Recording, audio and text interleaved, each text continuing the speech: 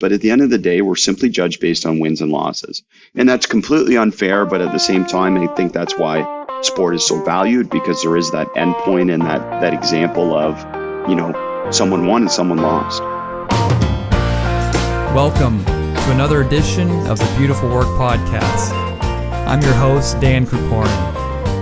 Each episode, we feature a special guest from all walks of life, and we ask them to explore the ins and outs, the ups and downs, the trials and the triumphs in their chosen field.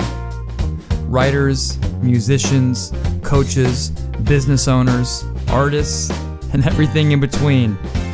We peel back the curtain to hear their stories, to walk their paths, to find out how they breathe life into their beautiful work.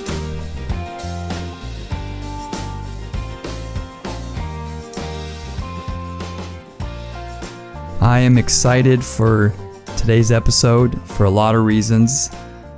Chris Oliver is joining us today. Chris is the head men's basketball coach at Windsor University in Canada, also the creative mind and owner of basketballimmersion.com, which is a fantastic basketball website.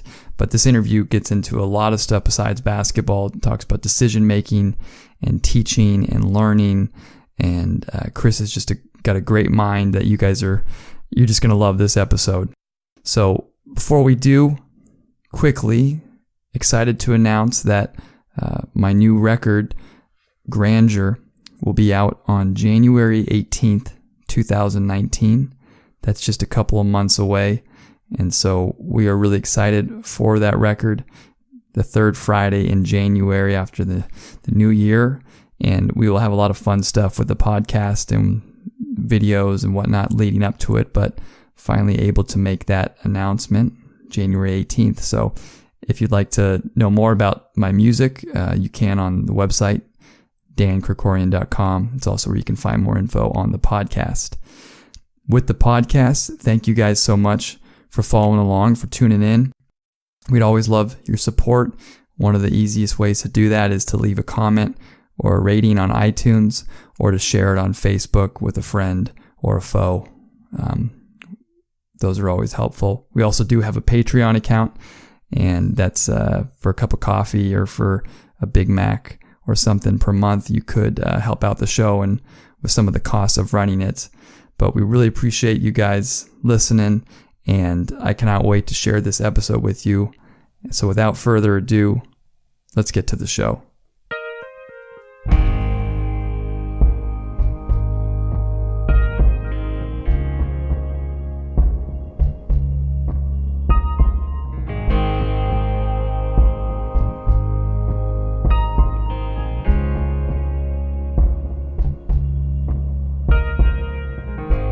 Chris Oliver hails from Kitchener, Ontario, and is in his 13th season as the head men's basketball coach of the University of Windsor, located in Ontario, Canada, just across the river from Detroit, Michigan, on the US-Canadian border.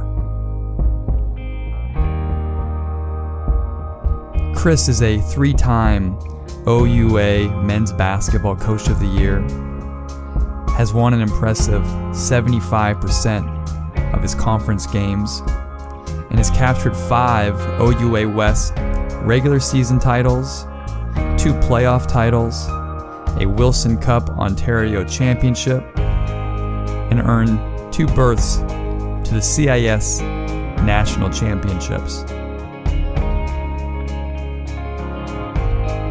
During the 2015-16 season, Chris took a sabbatical from coaching and traveled the world with his wife and 2 girls.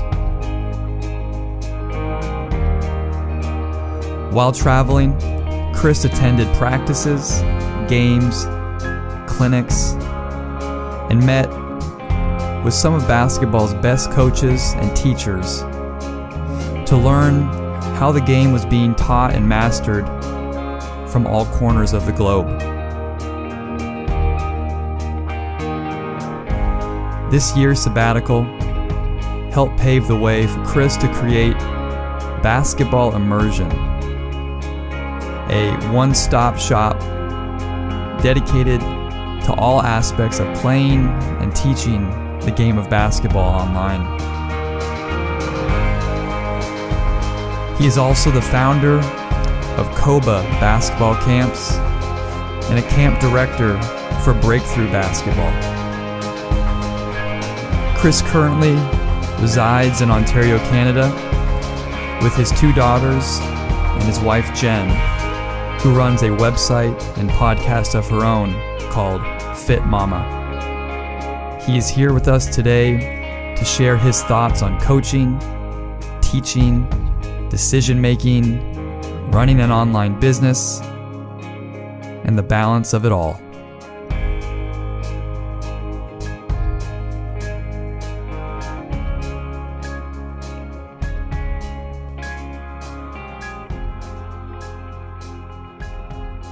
All right, I am joined now by Chris Oliver. Chris, thanks so much for joining me this morning on the podcast. Great to be here. Thanks for having me. My first question, we're going to get into a ton of basketball stuff. We're going to get into a ton of what you do and how you do it. But before we do, is there anything else, a secret hobby or passion that you have outside of all of that you do that maybe people don't really know about? For me, it's just a simple balance. I mean, my family, spending time with them and doing different things. I have 2 young daughters and a wonderful wife who also operates in the online world, running Love Fit Mama, our online website. So spending time with them and making sure that I'm connecting with them on a daily basis. And then the third thing for balance is just my personal health and making sure that I'm taking care of myself the best I can. But sure, I'm immersed in the basketball world, but it's a passion, it's a love, and it doesn't feel like much work for the most part, although certainly coaching and all the anxieties and all the challenges of coaching are always inherent to the job. But, the stuff I do in the online world has just been wonderful and great to be a part of that world. Sure. I myself am constantly digging into your stuff, whether it be the podcast or videos on YouTube. And all of that. And I know all of us in the basketball world are so thankful that you do all that stuff. If you could maybe just for our listeners, a brief overview of what it is that you do from maybe the online world portion, and then we'll get into the head coaching portion as well.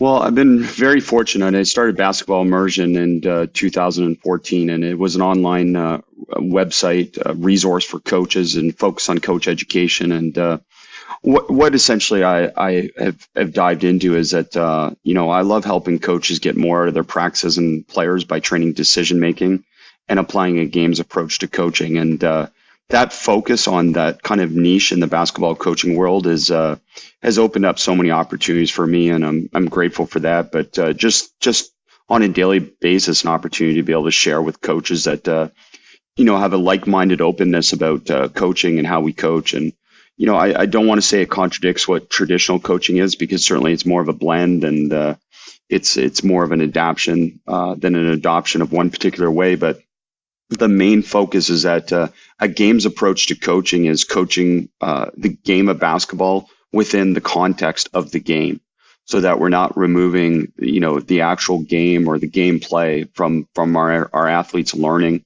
And the other part that goes with that is this concept of basketball decision training, which is something that I've pioneered through research and development with so many experiences and so much background research from other coaches, that it's just this idea of how we can better train decision making within our players, and that's all led to this online world that has evolved and expanded and gone into the basketball podcast. And again, just so blessed to be able to connect with people like you and other coaches and be able to share some ideas and stimulate coaches thinking about what they do and how they do things.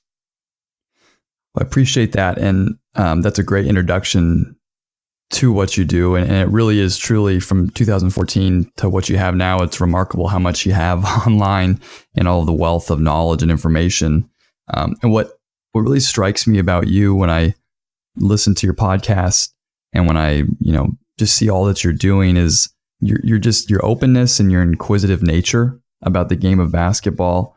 And is that something that you've learned through your career, to have that openness and inquisitiveness about the game and share it with others? Or I'm sure at a certain point you always had it, but if you did learn it, who was it from and where did it come about? Well, I don't know if I could pinpoint exactly who it came from. Obviously, there's so many influences in your life and so many people, but I think I learned at a really young age that there were very few limitations on my mind. So I always felt like that if I really dove into a subject, or if I really committed to learning a subject, whether it was basketball or something else I was passionate about, that I could have an impact beyond just, say, what you could do just by learning to play basketball. And really that mindset, that perceptual side of, or decision-making side of the game, and really learning the game in terms of basketball was something that I was always drawn towards, because, I wasn't necessarily the best athlete. So I thought that was an added edge that I could develop as a player. And then clearly that led to my passion for coaching. And then ever since then, basically, I've always had a lifelong passion for learning. And it's gone through various phases through my years of learning. I think originally it was just all basketball learning. And then I was really fascinated by the business world and spent a good number of years just diving into business and leadership, from that perspective. And then certainly since I've had children, it's focused a little bit more back on parenting and kind of some of the things you learn as a parent and some of the things that you can dive into from that, whether it's growth mindset or other avenues of education that maybe we're not applying. And really, again, so much of that passion relates to practical applications of knowledge. So many brilliant thinkers in the world, and certainly in the education world, whether it be a college or university focus where I've been for most of my career, I've learned from so many different people that spend a lot of time in what I would call the theoretical world. So my goals have always been to apply it in a practical way. And, learning things is wonderful, but if you can't apply them in some practical way, then, I'm not sure how valuable they are in my particular job. So that's really, again, what I've tried to do with all this online sharing, is to be able to share things that I actually do and share things that are actually practical to be able to help coaches or, or educators. That's really great. And I think that's, I myself, I teach a couple courses here at Chapman, and you definitely can be surrounded by great theory about leadership and decision making. But what I always love is the ability to then go into the gym and try to, use something that's not theory, but that is practical. And I do really enjoy that about your stuff, and getting into some of those decision making models that you mentioned. You yourself as a head coach, and you and your staff, I've always been really interested in how coaches and staffs make decisions under pressure. And for you and your staff, are there certain mental models or decision-making models that you guys are using? A 30-second timeout and it's a tie game and you got to make a decision on a set call or whatever it is that you guys are using constantly? I think so much of what we do as coaches is clearly based on intuition and, kind of what we've experienced in the past. And I don't think that's any different for me. I mean, I think the one strength and weakness for me is that because I've been involved in so much basketball since I've started Basketball Immersion, from, online learning and learning from other coaches, that if anything, I get a little overwhelmed sometimes with too much in the brain. Sure. So I think that the key part for any coach when it comes to decision making is that when you add, you must subtract, and that you really must focus in on just those things that you think are useful for your team. And again, that's a challenge for me as much as it is for anyone. But so if you're looking at an end game decision making, then usually within that week or within that phase of the season, or it could be within that particular game based on matchups, then I'll have a specific ATO play sheet or specific understanding of exactly what I want to do. And then that's a daily process, that I go through that sheet and I kind of say, hey, listen, I saw this really cool play. Does that help us? Does that apply? Does that add a wrinkle to it? And then that process of adding and subtracting is a big part of my decision making. And again, I think for any coach who's spent a lot of time with the game, I think most of your decisions in those situations are made ahead of time. And I'm sure you get into this in terms of some of the things that you've researched or talked to people about. And that's that that process of visualization or preparing in advance. And, you kind of have it in your mind what play you're going to run if you're down two, with 4 seconds to go and different things like that. So that's definitely a big part of what we try and teach our players, is that a lot of decision making and understanding of decision making is made before you actually make that decision. And that comes to that perceptual awareness and that piece of decision making that precedes decisions even, and that's perception. Yeah, that's great. And I love what you said about not having too much in your brain, or just, filtering down to the things that are just important to your team and your staff. And I think I find that with myself is when I go to your site or all the different various basketball sites, and what might be a great set or a great play or great idea for one team doesn't necessarily always transfer to your own. And so obviously good to know yourself. And so I liked how you hit on that. I want to stay with the decision-making process a little bit, because I think it's really great how you teach the game of basketball. And so can you talk exactly more what the 0-second training is and where maybe you kind of developed it from, what you mentioned earlier? Yeah, absolutely. I mean, 0 seconds in my world it means skills training. So we're training skills, and decision training is mind training. So we try and combine those two things. And I think there's a big focus in coaching in general. I don't think it's just basketball coaching that we're so focused on developing skill. And the reality is that decisions happen before the skill, that you make your decision about what skill to use or how to use that skill prior to the application of that skill. So instead of kind of focusing on the end, we focus more on that process that comes in advance of that decision, and that's the perception and then the decision. So for 0 seconds, what we do is that we try and focus our players that on the catch of the basketball on offense. We're talking about one particular situation, that you're the most open you're going to get when you first catch the ball. So we want decisions made in that term, 0 seconds, and that means no predetermined decision. And we want them to be able to react quickly and instinctively based on their read of the defender or their read of the situation. So to be able to get to that point, so much of the basketball decision training or mind training has to involve defense. And that comes back to that game's approach to coaching, is that to truly get a player to be able to operate in that 0 seconds spectrum, it requires them to be in that context all the time. And there's too many things that I feel that we do as coaches, myself included in the past, that really remove the player from the actual game context where they would have to apply a skill. And that we know that, whether it's an open skill or whatever type of skill we're talking about in basketball, that has to happen within that game environment. Do you think that, or how much do you think that decision-making in general can be taught rather than having just an innate ability to make good decisions? Well, absolutely. I mean, if it can't be taught, then, I'm probably, and you probably are in the wrong business. And I think so much of what we do within our practice is focused on that. So, so basically drills often encourage a coach-driven expectation that'll lead to something that's imitated by a player. So we prescribe a drill to them. The player imitates, what we expect from that drill.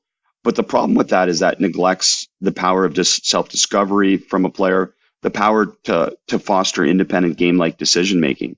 So the first answer to your question is, yes, we can develop decision-making, but we have to put them in decision-making situations. And too many drills discourage decision-making. It's already prescribed to them, or they can just simply memorize what's supposed to happen, so they never have to make a decision. So yes, you can develop it, but you have to put them in the context of the game. And especially in a team game like basketball, no skill is executed twice the same way. So technique is tactically and context specific. So what I learned from that is that we can't practice technique in isolation. Like me sending a player to go work on dribbling by themselves. Okay, there's some ball mastery value to that. There's some initial learning mastery to that. But beyond that, there's no context. They don't know when to use that dribble unless it's in a offense versus defense situation where they have to apply the skill and the tactic together. And that's really, again, been the focus for me, is that how do I get players to be able to transfer what we teach them to a game? And so, yes, I believe we can teach decisions, but we have to put them in decision-making situations. And traditionally, too much of what we do as basketball coaches is void of decision-making for our players. It's fascinating because this is a daily battle, I think, with all coaches across the country, is to make your players better decision makers, because I know for us, the best decision makers are usually the ones that, are on the floor or that you trust. And with that same thread, recruiting now for you, how high up does decision making rank when you're looking at a recruit? Well, in an ideal world, for sure. And I think your situation in coaching and my situation in coaching, neither of us operates from the ideal world, in the sense that we don't get our first choices. Being at a lower level in basketball, usually players filter on down to us from higher levels, either through transfer or through, they're not good enough to play at that next level. Uh-huh. So I would say that you and I both in coaching deal with a lot of imperfect players in that sense. So yes, in an ideal world, I would like to filter out, and just recruit the best decision makers. But to fill our roster more, it's about, it starts with basketball talent, and then from there, I would never recruit a player unless I've had a chance to work them out. And we have that. Our rules afford us that opportunity to be able to do that. So I would work out a player, and then from there, I would try to discern, their level of or their ability to be able to learn and make decisions, but also to be able to put them in some of the things that we do already. And that leads back to something that I share passionately, and that's basketball decision training. And that's a simple concept of, and it's all over my website. It's available to anyone at basketballimmersion.com. But if you search for basketball decision training or BDT, you'll find it. But essentially what we do is we try and bridge a gap between those on-air or isolated training situations and then actual live decision making. And what we do is we put players in situations where if I pass you the ball, for example, if my hands are out, then you have to pass back to me. If I pass you the ball, my hands are down, then you shoot the ball. So rather than just mindlessly shooting reps of shots over and over again, you have some decisions within that prior to shooting. You either have to pass it or shoot it. And clearly that's the most simple version of it, but that gives some context to kind of what I'm talking about. So I would try and put a recruit in that situation where first they would do that with me, and then they would be put into whether it be some advantage, disadvantage, where we have some 2-on-1 shooting, 3-on-2 shooting situations, or we just put them in the game. And then from there, we try and use constraints. Constraints are things that help shape learning for a player. And we put them in a situation where, again, they're going to probably struggle. And I think the other part of learning is not just, can they make a decision? It's whether they'll fight for their learning. And putting players, especially if you're talking about a recruitable player, in a situation where they're going to struggle, that's really important, because I want to understand whether that player every day is going to fight for their learning, fight for their improvement, and if they're going to have a passion to be able to get better. So that's the other part of that layer, that in a perfect world, I can do that. And, and again, it doesn't always work out that way, but certainly we try and do that because, again, by and large, all coaches deal with imperfect players, and it's our job to help them get a little bit better along that continuum. And I love hearing you talk about it. And what I've found so fascinating about the stuff that you teach and your website and videos, once again, is it's obviously basketball focused, but I've used it myself personally. It transfers to any other medium that you might be in. I'm also a musician, and I teach, and the stuff that is learned, through those processes can be transferred anywhere. And I think that maybe is a unique part of what you do. Yeah, for sure. And, I'll give you an analogy. Actually, I learned from my daughter's piano teacher, which was really early in her piano when she first started. The teacher said, listen, we're going to go do a recital. And it was like, basically we weren't even 4 weeks in. She'd had 4 lessons. It's like, we're going to go do a recital. And part of me was like, well, that's crazy. She's not ready for that. But then when I really deeply thought about that, I said, that's perfect, because what's hard is not learning how to play piano. What's hard is playing piano in front of people. Right. And I imagine it's that challenge for any musician, right? It's like, yeah, you can learn in isolation on your own, but it's actually applying it in the performance. And that's the same analogy that I come back to. Basketball is really like players aren't practicing to look good in practice. They're practicing to get better in games. And too often I think our practices are designed for coaches to feel good. Oh, this practice looks clean. This practice looks great. But at the end of the day, I mean, my practices are messy. They're a constant struggle. And I lead practice sometimes, and this is a disclaimer to all coaches that practice with a games approach. And I lead practice sometimes going, man, we're not getting better. This is a disaster.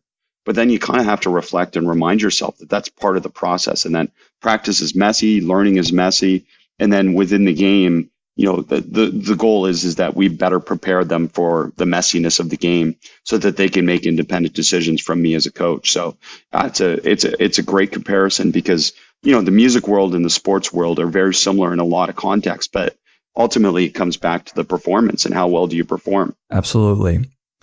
Yeah, it's a great connection there. Your podcast, you've had some great guests weekly, and I believe you started it back in June. And I've listened to multiple episodes, and I get so much. Some of my favorite, Steve Donahue. You had one of my favorite coaches on, Andrea, and I always mispronounce his last name, Trinchieri, formerly Bruce Bamberg. Trinchieri is perfect. Great job. Okay, I got it. Yeah. But talk about your process of finding the right guests. Well, thank you. I mean, for that, and thanks for listening to the basketball podcast. I mean, all credit again to my wife. I mean, she's the one through Fit Mama, JenOliver.com. She started a podcast years ago, actually, and then she continued a podcast with her current site, and she's amazing on the podcast that she does, and you know, I kind of resisted, and she's the one that pushed me to do it, and thankfully I listened to her because it's been one of the most positive things I've done. Because it's given me just such positive interactions with not just those coaches, but with people like yourself who have interacted with me because of the podcast. Right. And I would say by and large, the guests come from, you know, people that I have connected with through basketball. So I personally have some type of knowledge or some type of connection with them, whether it's 1 degree of separation or straight to them. And I think gradually as it's moved on here, I've had other people, you know, step in and say, hey, listen, I think you should connect with this person or this person. And you know how stuff like that snowballs. But right. I'll give you an example. Guy Malloy, who's from Australia, and he was the Tall Ferns, which is the New Zealand women's national basketball team head coach this past year. But Guy Malloy, I met when I was on a sabbatical, when I traveled the world with my family and we were in Australia. And I reached out to him, and I can't even remember how I connected with him. But I'm pretty sure it was just through social media or through Facebook. And I reached out to a bunch of Australian coaches. And he was the one that he came and met with me. And we spent about 2 hours in a hotel lobby just talking basketball. And then, you know, since then we've had a relationship. So it was a no-brainer for me, someone like that I personally knew. And then Billy Wozniewski, who's a Boston College assistant coach, I went to Milwaukee Bucks practice last year to be able to watch them. And I'm just sitting there in the stands watching Bucks practice. And there's this guy beside me who's a Boston College shirt on and everything. And then I just start talking to him, and we have a great conversation. And no offense to the Milwaukee Bucks, because it was a great practice, but I had just an incredible conversation with Billy. And then since then, you know, it's became, again, one of those situations where it's like, wow, this is a no-brainer because I know he's really good and I know he'll share genuine information. And really, I've been connected on the podcast, and all the coaches have been tremendous. There hasn't been one that hasn't been really open and tremendous in sharing, but I've just said to all of them, and Steve Donahue was a great example, that at one point he said, maybe I'm getting a little too technical here. And I said, Coach, no, this is the podcast for that. That there's a lot of podcasts that can dive into their program and talk about their players and their program and all that stuff. This is the program. This is the podcast where we can just talk X's and O's and technical, tactical, and philosophy. And just, it's been exciting to me, and it's been really cool, and I can't wait for kind of future guests as we move forward. So again, really appreciate you talking about it. And the basketball podcast with Chris Oliver, you know, all over, it's on the iTunes or wherever you would search, but you can also go to basketballimmersion.com for that. What has it meant to the podcast as a kind of a business model? What has it done for your website? You talked about it being a positive thing for you, but When you started it, was it a decision to, hey, I want to add this element because I think it'll help, or was it just purely a, hey, I want to do it because it'd be fun, and then it turned out to really help, or what was the process to add it like? Well, I think it's interesting because like if we dive into the business side of it, like I don't make money off the podcast. I actually would technically lose money if you just talked about the podcast in isolation. So that's interesting to me that I'm like, okay, well, is there value to that? Well, again, the value to that is it's content marketing, right? It brings more people to my website. It brings more people to understand what I do. And then a number of those podcasts have given me a voice as well to be able to share my knowledge. Whereas sometimes when you see some video edits, or if you don't read some of my blogs, you wouldn't necessarily know even some of my philosophies. So the podcast gives another vehicle for me to be able to share the game personally, but also to be able to really highlight coaches. And I think coaches have really been drawn to it, and that's been the most important part to me. High level coaches, NBA coaches on down to high school level, on to youth level coaches. There's been so many coaches drawn to it because I think it's that one podcast right now from a basketball perspective that speaks to them in terms of what is actually practical and what can actually help me. And I had one really high level Division I coach tell me the other day that they were like, look, I listened to this one podcast from a coach I'd never heard of, and they were apologetic about that. But I was like, well, how could you ever have heard of every coach? But they said, listen, I listened, and I was like, I was taking notes, and I love these things. I didn't like these things. And that was the best part for me, because again, I don't want you to adopt everything that you hear. I want you to adapt the ideas that help you most directly. And that's the idea of sharing so many diverse personalities and coaches and philosophies. And that's really been the blessing of the basketball podcast. Yeah, and it's great. And I think what you've done a great job of is you do have multiple, or people from all different walks of the coaching profession on there. And a couple guys you definitely have heard of, some I hadn't. But what is nice, and you kind of mentioned it, is, we'll go watch a recruit play from some high school, and, I'm sitting there going, man, this guy can really coach, their high school coach. And I think people always have the perception that, the best coaches are the only the best coaches are the ones you hear of, but there's so many great coaches all over. And I think you highlight, people from different parts of the coaching community well, which is fun because, there are so many great ones out there. On that same thread, is there a common theme that you found in your time interviewing other coaches and talking to them that kind of makes a great leader? A couple of qualities that you find over and over and over again with these guys or gals? Well, I'll cover the first part, which is a great observation on your part. And it's so true. I mean, there's so many good coaches, and there's so many good coaches at so many different levels. And there's various reasons for people to be, at one level or the other. But the other part of that is that, for me, we as coaches are obsessed somewhat with celebrity. Mm-hmm. Right. And celebrity, look, yes, I'm not saying Mike Krzyzewski isn't a great coach. I'm not saying you can't learn tons from him, because of course you can, because success is incredible. But so much of that level of coach is about things that you've already touched on: recruiting, program building. And I think there's exceptional things that you could learn from them. But from an application to so many other levels of coaching, I don't know if that is always the best model. Celebrity is not the best model. Some of the things that they get to apply, we simply can't do it at our level. And that's talking from another college coach. So somewhat, I believe what's been amazing from all these other coaches is just their willingness and openness to share exactly what they do. And as I said, some of it applies, some of it doesn't apply, but that's for you as a listener to discern. And I thought that is really the humbling thing for me, is that all of these coaches that have been sharing so openly with me, that it's just stimulated again so many things about what we do and why we do it, and say, okay, does this make more sense? And it could be something, Dan, is something as simple as a word that someone just says, hey, they say it this way, and I'm like, right, really? Why do I say it this way? That type of thing. Like the one thing that Luke Yakulich said the other day, assistant coach at Michigan, has been so valuable to their their program and their development of their basketball program defensively in particular. But, Luke was a high school coach, and then he was 4 years at Illinois State, suddenly as an assistant coach, incredibly successful run there. And then he's hired by John Beilein at Michigan. And it's just an incredible story. And look, a lot of podcasts dive into that background of the story, and we don't want to get into the story. We want to get into the nuts and bolts a little bit more. But he said something. He said, when you talk about the tone at the top, our core values, our mission statement is lived out every day.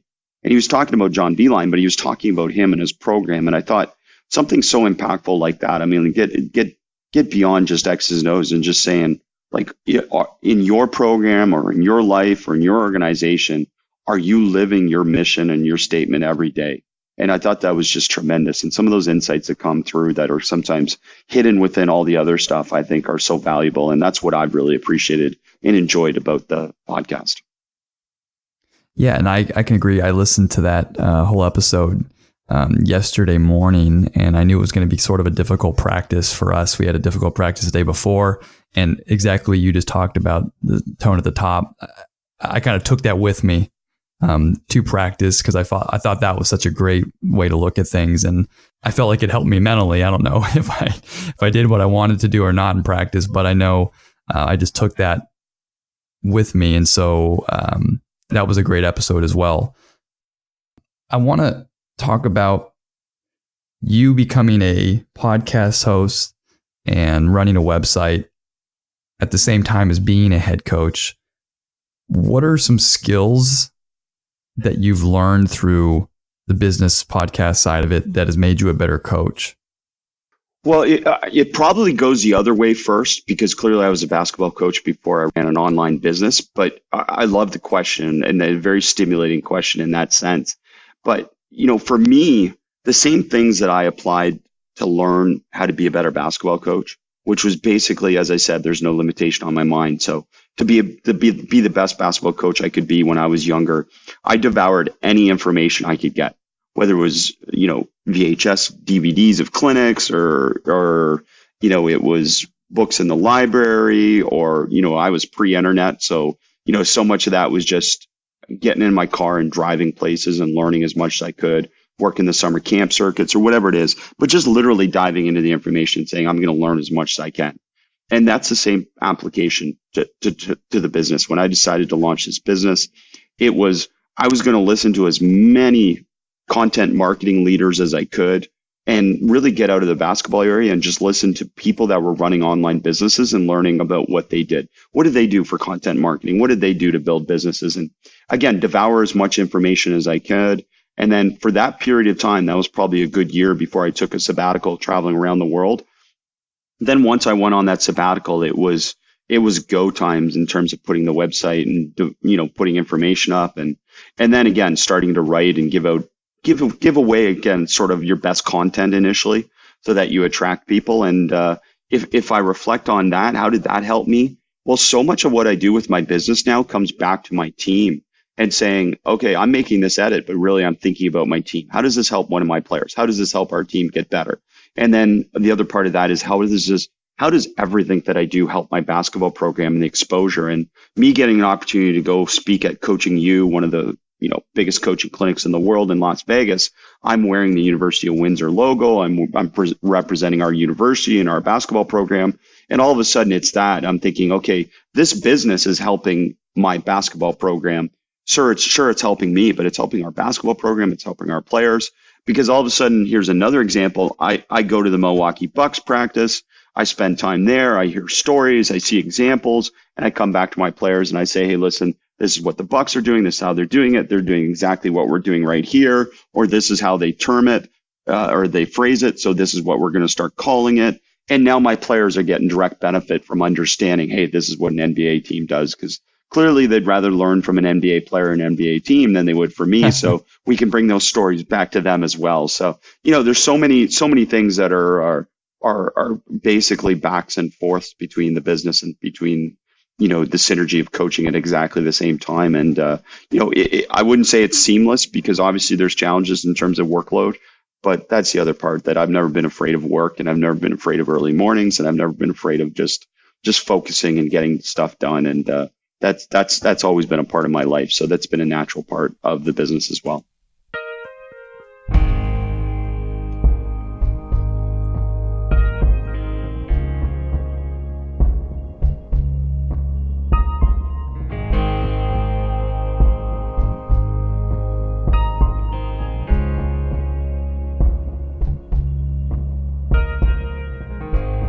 The great management expert Peter Drucker once said about leadership, quote, "Leadership is lifting a person's vision to higher heights, the raising of a person's performance to a higher standard, the building of a personality beyond its normal limitations." That push to newer and higher heights is evident in the work that Chris does in both his role as a head coach as well as in his online business. Chris is exceptionally open and willing to explore new concepts in teaching and basketball, as well as pushing the limits and boundaries of his own players, coaches, staff, and those that partake in the material from his website.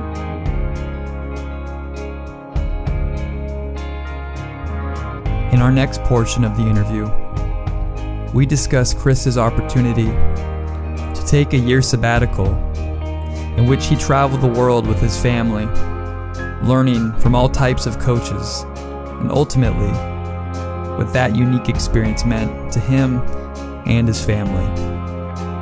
How it reinforced and challenged ideas and led to a renewed way forward.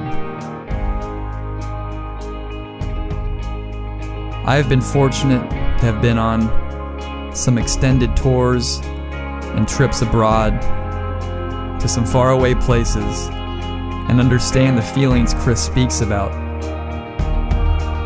The vigor that travel can give you, the greater kinship to others, as well as the communities around you.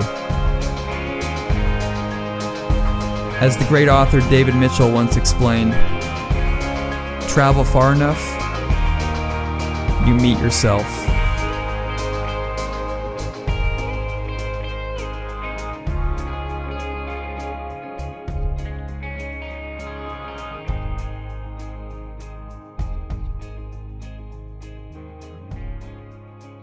I want to go back to something that you mentioned a couple times already, because I think it's probably an important part of what you do now, but it's the sabbatical you took 2015-16. And could you maybe explain why you went on it, what you did on it, and then I guess at some point how it's kind of led you to what you're doing now?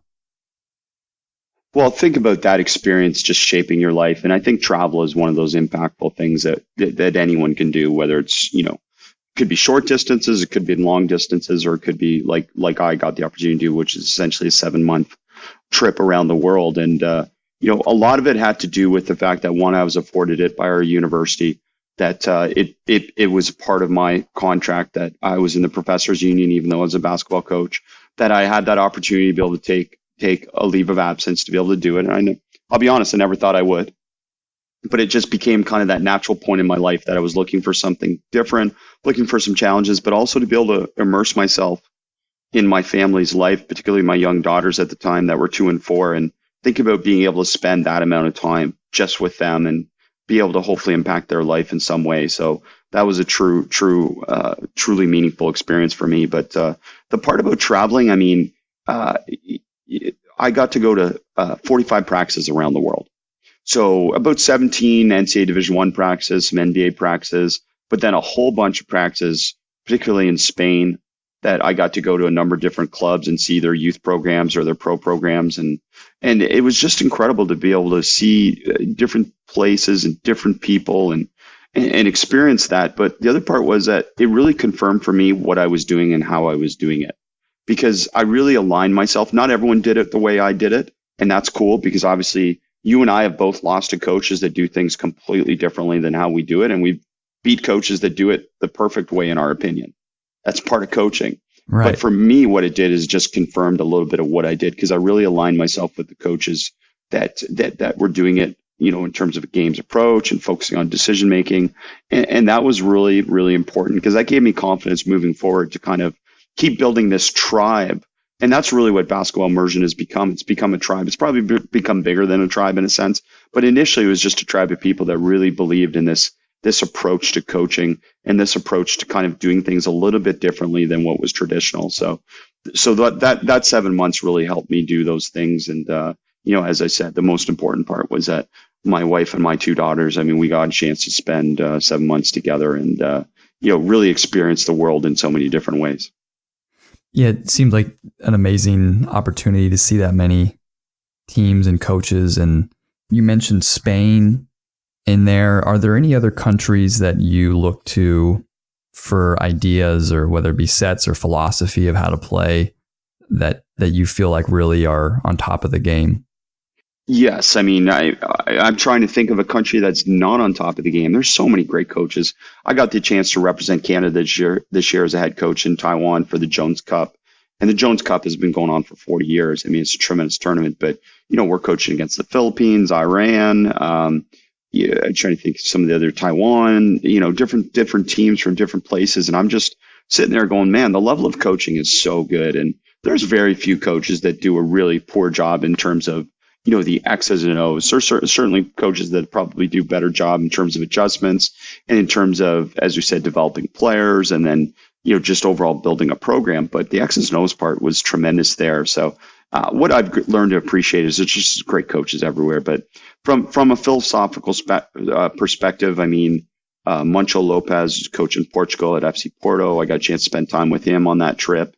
He was tremendous. I got a chance to spend some time at Real Madrid. Pablo Lasso, got to see them run 2 practices, and they're tremendous. They're next level in terms of European basketball, and they do such a tremendous job in developing players. And really, again, those are coaches that are still in their current places. So I guess they're the best examples of coaches that I still follow from that trip and kind of continue to learn from. So, but as a blanket statement, it's just amazing. Through basketball immersion, I have a student that helps me, a work study student that helps me, and he sends me last minute edits on Synergy, which is a place where you can get games throughout the world. And he sends me last minute edits of any plays in the world, close games under 2 minutes. And I'm watching games from Korea, from China, from Asia, from Europe, from Australia, wherever it is. And I'm just seeing great plays everywhere. So it's tremendous. The level of basketball in the world is amazing nowadays. Getting a little more into coaching now, as a head coach, what are some things that are more difficult about being a head coach that maybe someone from the outside wouldn't really think about? Well, I think the main thing people don't think about when they think about coaching is that it's essentially a gut-wrenching experience every game, right? Like, no matter what we do as coaches, that we're ultimately judged based on wins and losses. And we can all say there's a higher value to coaching, which there is. Your most proud moments are clearly your players that have moved on to success in life, or they've overcome some obstacle because, they've had a team supporting them or a coach supporting them. There's all those incredible examples. But at the end of the day, we're simply judged based on wins and losses. And that's completely unfair. But at the same time, I think that's why sport is so valued, because there is that endpoint and that example of, someone won and someone lost. Right. So, but I think what people don't appreciate is how much that challenges a coach on a daily basis, because clearly none of us coach to lose, but somebody's got to lose. And even though my rational mind understands that, the reality is after every game is that if we lose, you go through stages of grief that are difficult to deal with. And that's the challenge. And the other part is that, the way that we're sometimes evaluated is completely unfair, because again, it's like evaluating if you have kids, if you're evaluating one of your students' teachers, it's like, what are you evaluating them on? Are you evaluating them based on the mark that your child got? Because that's a completely unfair evaluation, because I'm not there on a daily basis. I don't know what they're actually doing. I don't know how they're actually impacting my son or daughter without actually being there. And that's the other part of the coaching environment that, we lost the game. Okay, well, we lost the game. I'm a bad coach. But you don't actually see what's happening. You don't actually see how much my players are improving or how much they're having mini wins off the court in their life, all those different things. So I think that's the part that as coaches, we don't do a good enough job supporting each other in the coaching spectrum in terms of, just how difficult that is to deal with, but also in terms of celebrating the realities that there's so many amazing stories and so many amazing successes that happen within coaching. Yeah, that's a great answer. I've talked to a lot of folks about that, the difference of coaching and say, a different profession where, yeah, there is a scoreboard and everybody knows, your games are in the paper. That puts that extra pressure on, like you said, being sometimes judged unfairly, where, maybe it's just one play call that, you as your coach wish you could have taken back, and everybody in the stands knows it, but there's a million other things you did correctly that up to that point, but everybody sees that, and it's the profession, and that's how it is. Well, you're right, and it's like I can't see my teachers how many students passed versus failed reported every day in the paper, right? I can't see how many people my doctor healed versus not healed in the paper, right? Like, unfortunately, again, like I don't think that's right. I don't think it's wrong. That's the reality. So you're bang on with that analogy as well. That ours is much more public and right or wrong. I mean, there's people on my campus that are probably helping towards a cure for cancer. Like, they're working towards a cure for cancer on my campus, and we're not talking about them every day, and we should be, because those are the true heroes. Those are the people that are working towards something really meaningful. Not that what we're doing isn't meaningful, but come on, to that level. But ours, if I lose a game, then, again, clearly that's what everyone judges more than anything. Right. You took over in 2005, if I'm correct, at Windsor. Before that, assistant, doing different places, different things. For someone that's a young assistant coming up in the game, what are some of the, I guess, same question, more difficult things or decisions you had to make as you're coming up in the game as an assistant through the process? Well, the most difficult thing is what are you going to do to make money, right? Like, some of us are fortunate, you're a full-time assistant, you're not a full-time assistant. When I was an assistant, I wasn't a full-time assistant. So I had to do something else to make money. Uh-huh. And certainly I was going to sacrifice a certain part of my early life to be able to focus on coaching. And then I always had a backup plan, which may be right or wrong. Like, some people say they're all in, but really early I did my education degree so I could go back and teach.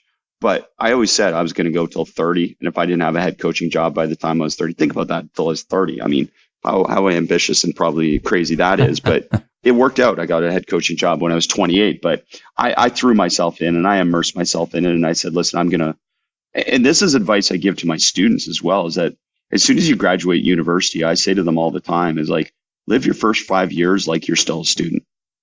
Like, just don't buy a house.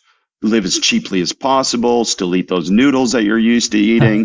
And even though you're making money, live like you're still a student, because those 5 years can help set you up for obviously the rest of your life. If you take care of things, you start to invest, you start to pay off debt, whatever it may be. So, there's all those little things that go into that. And I think that's part of the progression from assistant coach to head coach. But in terms of peer advice for an assistant coach, I mean, the number one thing, and I've heard this from a number of people through podcasts and clinics and stuff like that, and it just makes so much sense. If you're an assistant coach, just find some way to take things off the plate of the head coach.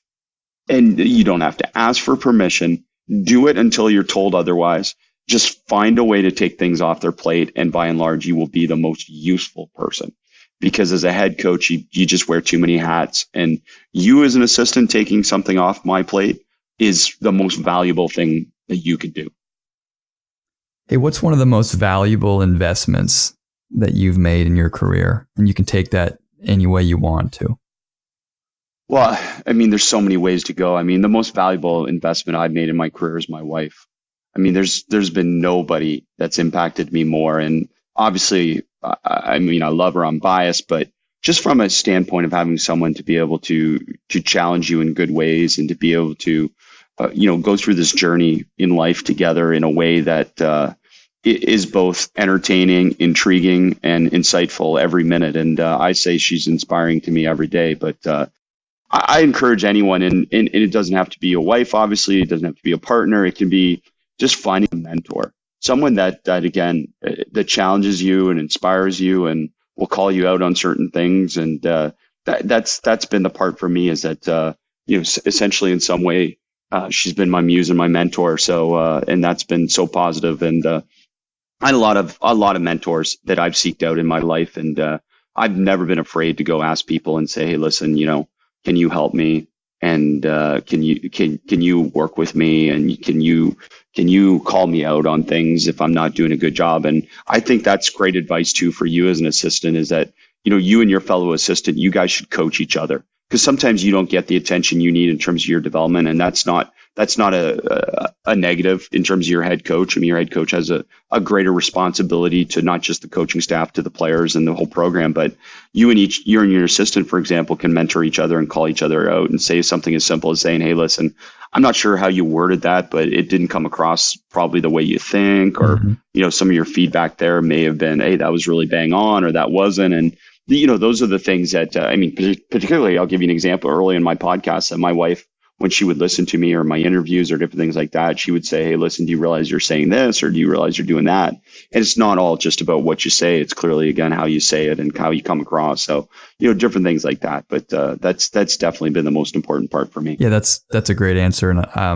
myself, I got married earlier this year, and it's amazing the level of support and how that helps your career, and how that just helps, I feel like, make me a better coach. Because when I come home at night and you're able to work through some things, and how important that is. And I've had a number of coaches tell me, hey, once you get married, your career is going to, you're going to enjoy your coaching even more when you have that partner. So I really like what you said about that.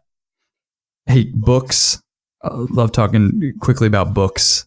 Are there any that are on your shelf right now, or that are constantly you go back to, or you find yourself thumbing throughout a season, that you could share with us? Well, yes, and congratulations on your marriage. That's awesome. Thank you. You'll enjoy it. So I'll give you one that's topical, because episode 20, Doug Novak from Bethel University, Division III coach in Minnesota, he recommended a book, and we became friends before the podcast. So he recommended this a while ago, but the book is, and maybe some people have read it, but it's on Hal Mumme, who's, I think that's how you say it, is the football coach that pioneered, the forward pass essentially in football. And it's called The Perfect Pass, and it's by S.C. Gwynn. Okay. And The Perfect Pass, American Genius, and the Reinvention of Football. So why did he recommend this book to me? Because it was, and at the time, maybe I didn't realize it, but when he was talking about it, and he kind of explained it to me, he said, this is the perfect book for you.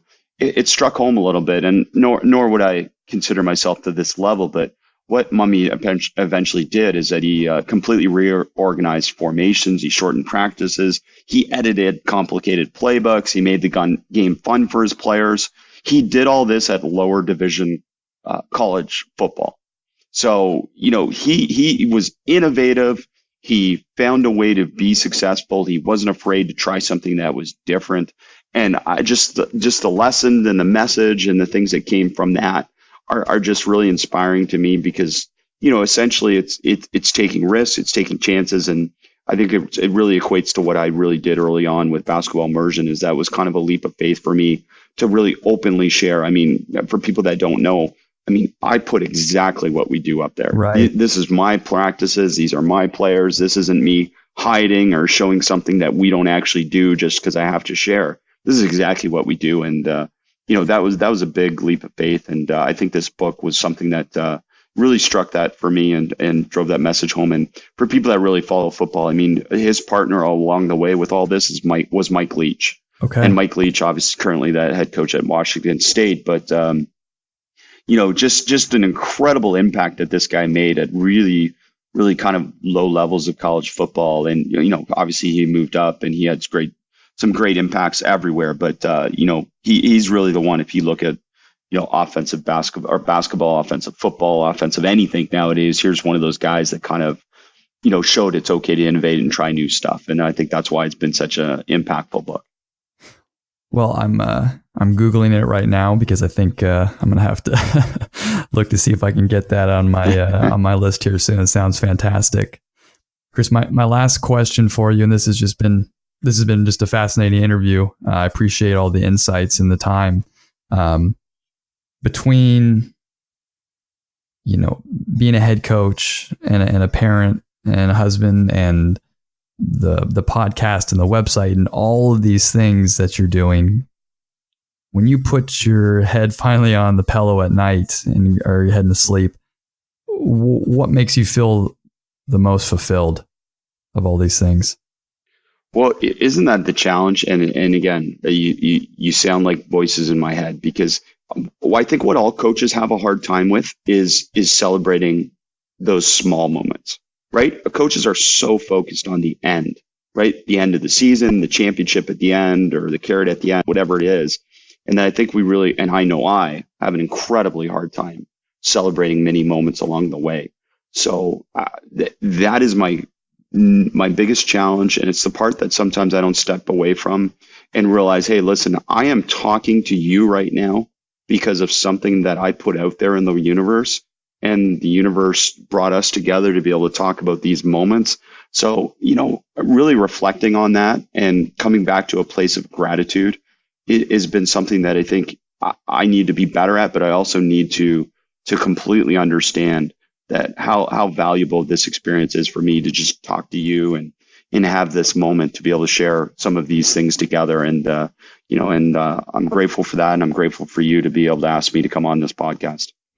Well, I really appreciate that, Chris. And thank you again so much for lending your time and your thoughts. I think this has been, I wish I could talk more and more, but you and I both have practices and things to get to.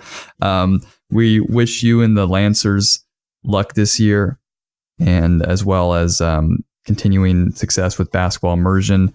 Before we go, I'm going to leave you with the last word. So if there's anything else you'd like to say before we end the podcast. Well, I think I said, but thank you. And thank you to all your listeners. And, I hope they'll go check out the many platforms we have on basketballimmersion.com. And even if you're not a coach, I think you get value from some of the content that I share, particularly in the blog, which, again, just talks about education, talks about different learning methods that, we all follow and we all try and progress. And hopefully, again, it just gives some confidence to people to challenge traditional thinking and think a little bit more deeply about what we actually do.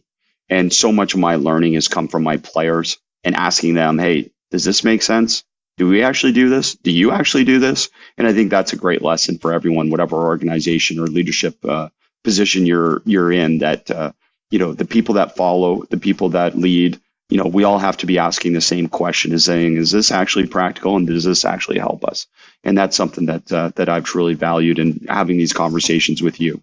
So thank you again for stimulating my thinking, and I look forward to further conversations with you.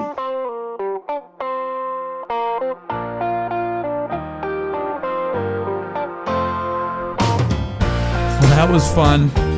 What a great conversation with Chris Oliver. We wish him and the Windsor Lancers the best of luck this men's basketball season. To find out more about what he does online, visit basketballimmersion.com and listen to his podcast.